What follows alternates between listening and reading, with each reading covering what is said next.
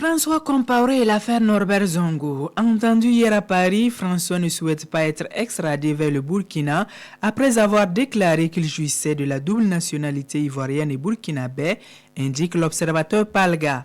Par conséquent, écrit le quotidien, le dossier a été renvoyé au 7 mars 2018 pour être plaidé au fond, soutient Sidoya.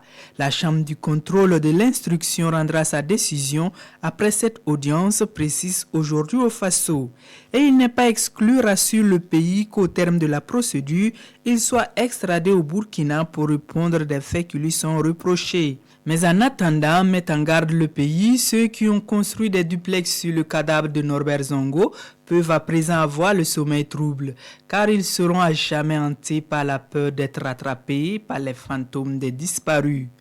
Autre actualité dans les journaux du jour, la réunion de soutien au G5 Sahel à Paris.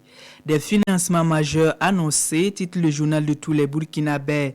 Ce journal rapporte que la promesse qu'avait faite le Royaume d'Arabie Saoudite de contribuer à hauteur de 100 millions de dollars a été actée à cette réunion, ainsi que la contribution des Émirats arabes unis à hauteur de 30 millions de dollars.